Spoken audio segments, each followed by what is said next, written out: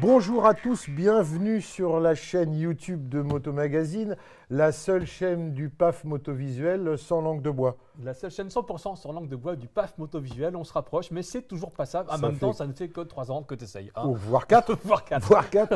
Ok. Ça. Bah écoute, Voilà. ouais, c'est le 100% que j'ai pas réussi à dur, retenir. hein. Bon alors mon cher monsieur Guimauve, Ouais. vous êtes revenu d'un essai d'un... Alors, le CE02 BMW, moi je l'avais vu à une espèce de conférence BM cet été.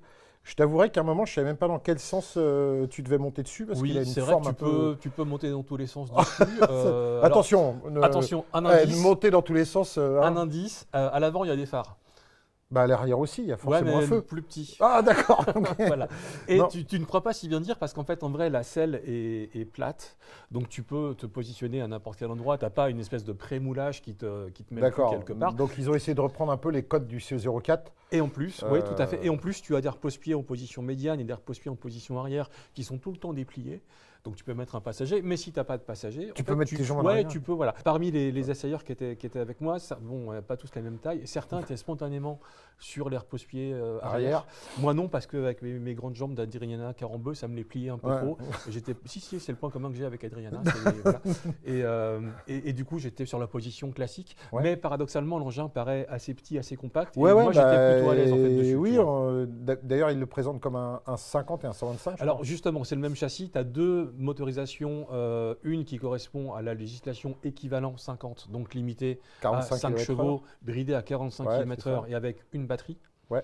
Et ensuite, tu as l'équivalent 125. Donc là, tu as la limite légale de 15 chevaux. Vitesse limitée à 90 km/h, même si moi j'ai pris 102 dans une petite descente. Ouais. Et tu as deux batteries, donc plus d'autonomie. D'accord, parce que Voilà. justement sur le... Alors 50, je pense pas que ça va intéresser grand monde, parce que... Bah, tu sais Mais pas en fait. Ouais. 125, tu sais qu'il y a un peu... Il y en a qui arrivent un peu à gruger avec Alors, justement, l'histoire de puissance de Ouais. crête et tout. Alors, justement. Donc en fait, c'est donné à 15 et en fait, tu as 23 chevaux quand tu accélères, quoi. Donc est-ce Ouais. que là, on est sûr? Non, BM a joué le jeu.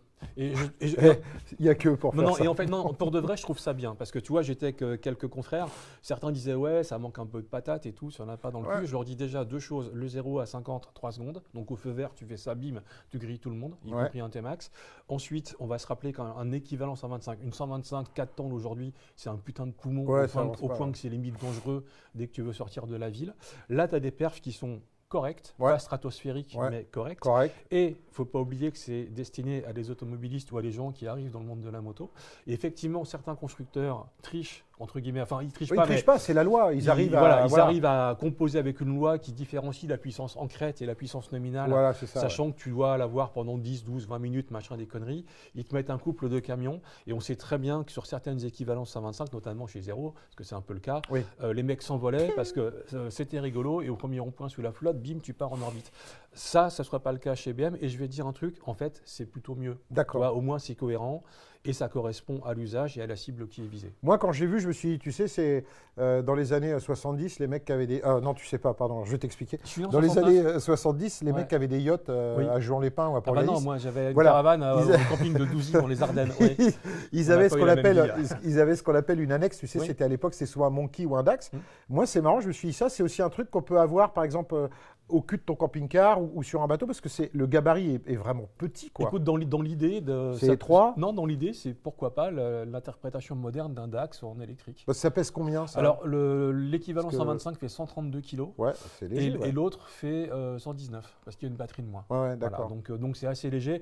Évidemment, sur les électriques, le poids est en bas. En fait, en vrai, c'est un vélo, hein, tu le sens pas. Ouais, le poids, alors il est-ce que hyper c'est bas. pas, comme ça fait un peu jouet, est-ce que tu as une fourche qui fourche, des Oui, freins qui freinent Alors, ouais, quand ça tu va vois la selle, tu te dis c'est une biscotte. Ouais, Tu vois, et en fait, en vrai, c'est plutôt bien amorti. Lisbonne, en plus, c'est rempli de pavés, de rails de tramway, Ouais, machin. ouais, tu Tu as moyen de m'étonnes, te péter une ouais. vertèbre. Ouais. Non, c'est plutôt une bonne surprise. d'accord. Voilà. Après, la réalité, si tu veux, c'est que vu les perfs qui sont pas. Et vu l'autonomie qui n'est pas tout à fait ce qui Ouais, est c'est annoncé, très c'est-à-dire qu'en urbain. fait, l'autonomie est annoncée à 90 km. Donc Moi, c'est le matin, 60. batterie pleine, c'était 94. Or, première pause café, j'ai repris une pastel de natas, tu vois. Bim. Pastèche, des Tu natas. plombes un peu le Ouais, truc. ouais, ouais, pas mal. Et puis ouais. ensuite, il y a des Ouais. côtes. Et là, tu perds 30 bornes d'autonomie. Et en Ouais. fait, au fil T'as de 60. la journée d'essai, j'étais à 65. Ouais, c'est ça. Donc, ouais. si tu veux, on Ouais. pourrait dire que quand tu as 65 bornes de rayon d'action et que tu plafonnes à 90, le comportement routier, c'est pas non plus la valeur première. Non, mais ça fonctionne. Comme c'est des engins urbains, et ouais. comme tu dis, la ville et Paris n'est pas exempte. Merci, grâce à toi, chère ma mère préférée. Ta mère préférée. Tu as vu l'état des routes et tout. Donc, mine de rien, c'est pas forcément sur des grandes routières qu'il faut des bonnes suspensions, c'est aussi des motos qui se tapent de l'urbain à longueur de journée. Non, en fait, c'est plutôt bien amorti. Voilà. La fourche est correcte, fourche inversée, correcte. Que ça soit bien souple et tout. Tu tannes pas le cul. Ça, c'est le premier truc. Le deuxième point, le CO04, j'arrivais péniblement à mettre quand même un casque, tu sais, sur le côté. Là, la capacité d'emport, il y en a. Elle est simple, elle est nulle. Voilà. En fait, si tu veux, le il paradoxe. doit y avoir un top case en option. Ouais, mais c'est moche. Un top case, c'est oui, moche. À un moment, c'est une question de dignité. Tu mets pas de top case. Non, c'est sûr. Mais ouais, tu peux rien emmener. Ça, c'est clair. J'ai le souvenir, ils vous avaient préannoncé les tarifs. Comme souvent sur de l'électrique, c'est un peu cher. Alors, c'est pas cadeau. La version équivalent 50 commence à 7 750 €. Ça fait cher la mobilette. La version équivalent 125 commence à 8 750. Mais on te conseille des options. On est quand même chez BMW. C'est le prix d'un Roadster mid-size. Et notamment, si tu veux une recharge qui se dise rapide. Alors, c'est pas si rapide que ça. Parce qu'en fait, tu vois, dans le monde de l'automobile, on est sur 150, 200 kW, etc. Tu fais le plein rapidos. Là, en fait, tu passes de 900 watts à 1500 watts. C'est-à-dire qu'en fait, pour faire le fameux 20-80%, si tu as l'option rapide, c'est 1h40. Et ce 20-80%, en sachant que sur 100% de batterie, tu as 60 bornes d'autonomie, ça t'en fait plus que 50. Tu vois, donc, pour revenir de Lisbonne, c'est long quand même. Tu vois. Non, c'est clair. Voilà. Mais c'est comme ça. Après, ça se cherche sur une prise domestique, ça se rentre facilement dans un garage. Voilà. Et c'est quoi les perspectives BM, ils veulent vendre ça comme quoi? Comme deuxième véhicule plutôt? Parce que le CO04, on le sait, quand on l'a vu, on a tous fait et en fait, sauf que c'est un carton absolu. 2800 ventes en France. Déjà. C'est un carton. Pourquoi? Parce que, comme je l'avais dit, c'est un non-scooter. C'est-à-dire qu'il est juste beau, il est looké, il est sympa, il t'emmène rien, il ne protège pas. Et ils en vendent des wagons. Est-ce que sur l'euphorie du succès du CO04, ils disent le CO02, c'est pareil, c'est un look et tout, on va en mettre plein, ou ils sont plus réalistes en disant le marché de la 125? Non, ils espèrent en vendre des wagons. Ils ciblent notamment leur clientèle des concessions Mini et BMW Auto en disant tiens, ça vous fait un véhicule de plus pour chercher le pain. Un peu classe. 2 chiffres intéressants. BM a battu encore des records de vente et de production l'an dernier avec 209 257 motos en 2003. Donc là, on est sur les motos, évidemment, la tête d'affiche. 2023, pardon. 2023, évidemment, la tête d'affiche chez la GS avec plus de 60 000 unités. Mais, autre chiffre intéressant, ils espèrent faire 100 000 véhicules électriques en 2030. Oh, donc, tu 2030, vois là, oui, d'ici là, on verra. Je serai à la pêche, moi. Oui, voilà. Je vais éviter ça. Voilà. Si tu veux, en fait, pour conclure le truc, il est stylé, il est hyper facile à conduire, c'est rigolo.